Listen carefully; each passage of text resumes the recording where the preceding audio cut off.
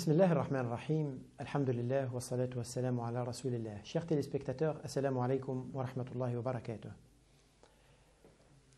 Le prophète sallallahu alayhi wa sallam a fait part un jour à ses compagnons d'un récit de 3 personnes qui se sont mis en route, en voyage, jusqu'à la tombée de la nuit. Le récit, historiquement, s'est passé avant l'islam. La nuit tombée, ils décident d'entrer dans une grotte pour se coucher. Et peu de temps après être entrés dans cette grotte, ils entendent un grand vacarme, un grand bruit, et un rocher vient de s'écrouler, de tomber et s'arrêter juste devant l'entrée de la grotte. Ils essayent de le repousser, ils n'arrivent pas, ils essaient donc de sortir, ils se trouvent complètement enfermés dans une grotte qui devient une tombe en fait. Malgré les tentatives, il n'y a plus de possibilité de sortir. Et là, ils pensent qu'il leur reste un recours. Le seul recours qu'ils voyaient, c'était de s'adresser à Allah subhanahu wa ta'ala. Ils se disent entre eux, vous ne serez libérés que si vous invoquez Dieu exalté au nom de vos bonnes actions passées. C'est-à-dire, vous vous adressez à Allah subhanahu wa ta'ala en faisant une invocation, mais vous évoquez autour de l'invocation ou en invoquant Dieu, vous faites allusion, vous dites que chacun de nous va dire la meilleure action qu'il a fait dans sa vie. Le premier s'adresse à Dieu et il fait cette invocation en disant « Seigneur Dieu, j'avais 2 parents âgés. Je ne donnais jamais à boire du lait à personne avant eux. Il avait des brebis qu'il allait traire et chaque fois qu'il récupérait du lait, le premier bol de lait qu'il donnait, il avait l'habitude de le donner toujours d'abord à ses parents. Et un jour, j'ai mené mon troupeau paître dans un endroit éloigné, si bien que mes parents se sont endormis avant mon retour. J'ai trait pour eux leur part de lait, je les ai trouvés endormis. Et il m'a répugné de les réveiller ou de donner leur lait à ma famille ou à quelqu'un d'autre. Et j'ai donc décidé de rester debout, patienter, à côté de leur lit, tenant le bol dans ma main, attendant leur réveil jusqu'à la pointe du jour. Quand ils se sont réveillés, il leur a donné leur lait à boire, et là, il a servi par la suite le reste de sa famille.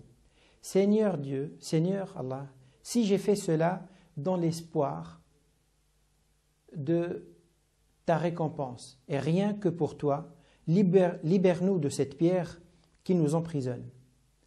Et à la fin de l'invocation, le rocher se déplaça un peu, mais pas suffisamment pour qu'il puisse sortir.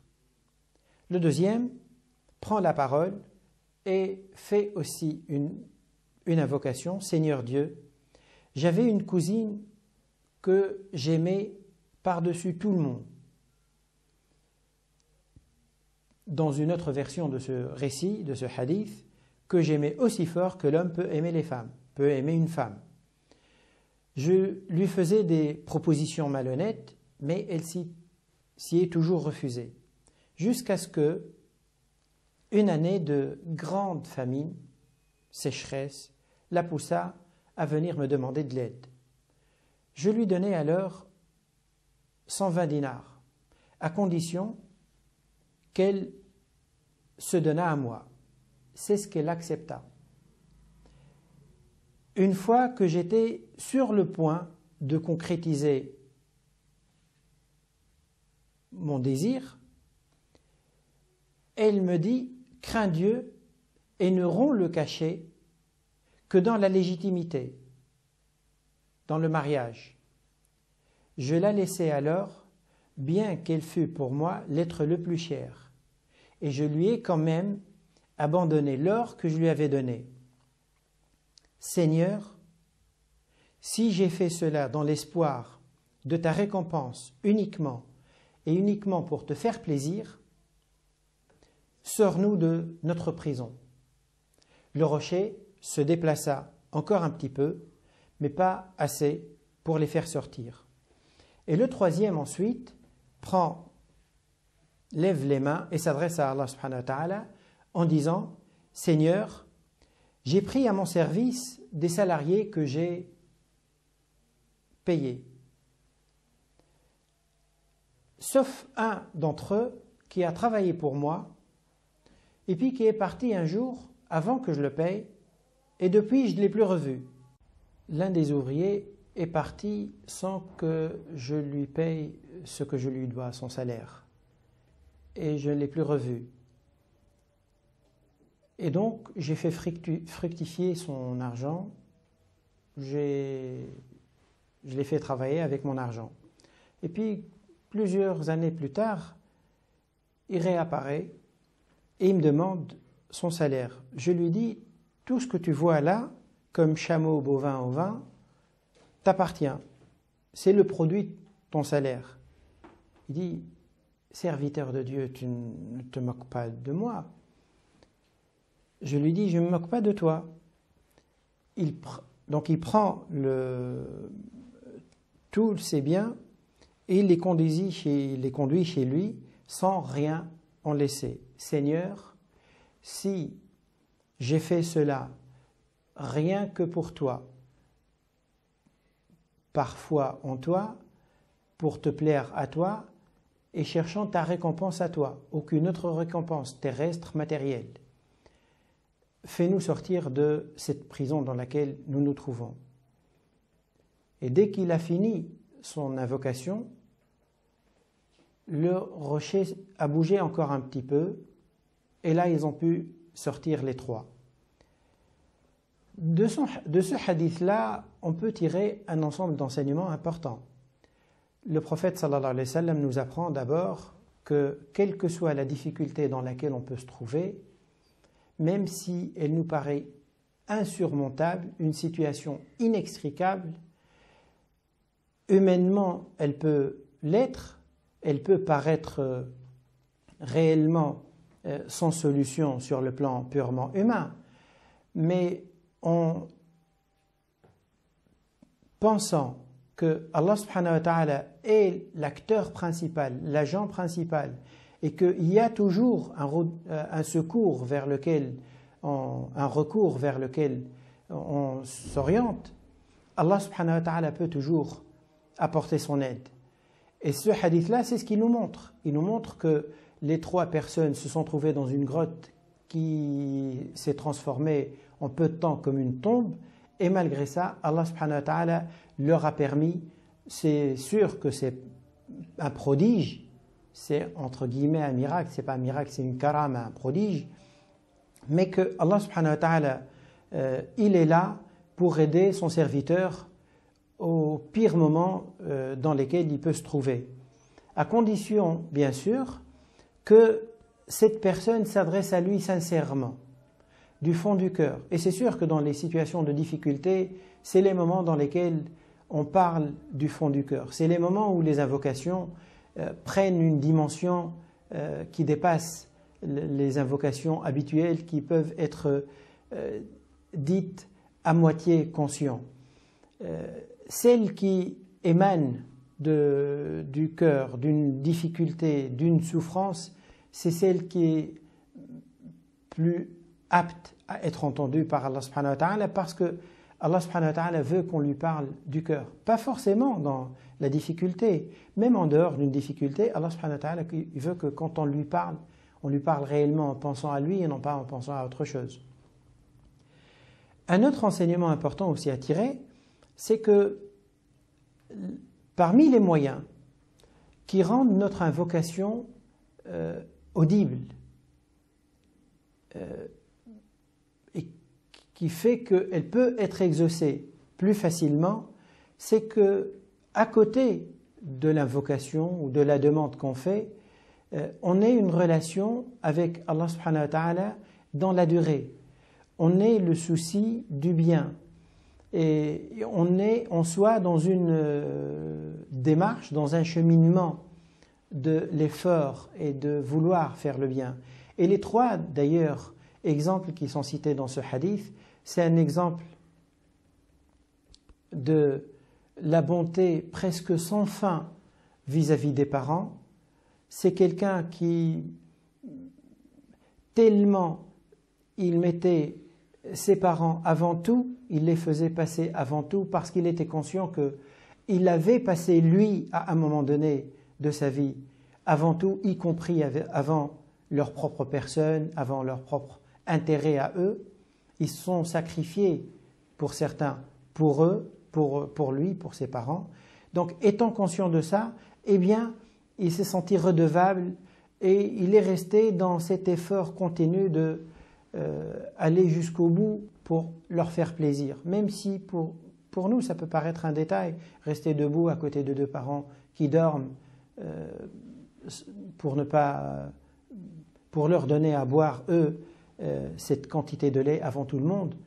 C'est pas un détail, c'est plutôt l'état d'esprit que ça reflète. C'est le type de regard que cette personne porte sur ses parents qui compte et qui apparaît à travers ce hadith. Le deuxième cas, c'est le cas d'une personne dont le cœur reste encore éveillé au rappel de Dieu. C'est quelqu'un qui était dans une situation de désir débordant, qui le poussait vers l'illicite et qui attendait une occasion depuis longtemps. Elle s'est présentée. Et il était à deux doigts de réaliser son désir, mais de tomber dans un grand gouffre, parce qu'à travers ce désir, il allait commettre une très grave erreur. La personne, sa cousine, qui elle était dans le besoin, qui avait refusé, qui s'était trouvée là, le dos au mur, a fini par accepter, mais jusqu'à la dernière minute, elle n'a pas désespéré. Elle tenait à son honneur et elle n'a pas désespéré de préserver sa dignité et son honneur. Et jusqu'à la dernière minute, elle lui a fait un rappel. Et ça a marché, parce qu'il y avait quelque chose en lui, une conscience de Dieu, qui l'a réveillé et qui l'a empêché justement de tomber dans ce grave péché dans lequel il allait tomber. Et rien que ça, Allah subhanahu wa ta'ala a considéré que cet acte-là est suffisamment important pour mériter sa miséricorde et être aidé dans cette situation particulièrement difficile. La troisième personne, le troisième profil, c'est cette personne qui est soucieuse de la justice, des droits des autres. C'est une personne, elle est riche, et c'est un ouvrier qui est venu travailler chez elle pour une somme d'argent, mais comme pour lui, il était dans cette logique de aimer pour son frère ce qu'il aime pour lui. Puisque la personne n'est pas là et il ne peut pas lui donner son argent, eh bien il l'a traité comme il traite son argent. Il aurait pu le faire disparaître. Non, lui, il a fait travailler comme il le fait pour ses propres biens. Et pour ce geste-là également, pour ce cœur-là qu'il porte, eh bien Allah subhanahu wa ta'ala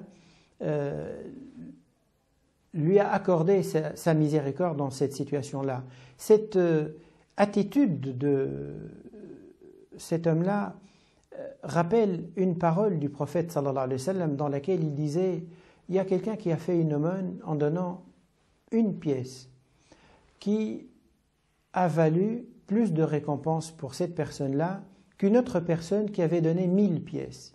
Et quand on a demandé au prophète sallallahu alayhi wa sallam comment se fait-il qu'une pièce ait plus de valeur que 1000 pièces, il a dit, celui qui a donné une pièce n'avait que 2, et en donnant une, il avait donné la moitié de sa fortune. Celui qui avait donné 1000, il avait une fortune importante, et les 1000 ne représentaient pas grand-chose par rapport à sa fortune. Ce qui compte, c'est pas le montant, c'est le cœur, c'est pas le geste. Il peut être petit, mais l'état d'esprit, l'intention qui l'anime, le cœur qui l'anime, le bien qui l'anime, c'est ça qui donne plus de valeur que le geste lui-même. Wassalamu alaikum wa rahmatullahi wa barakatuh.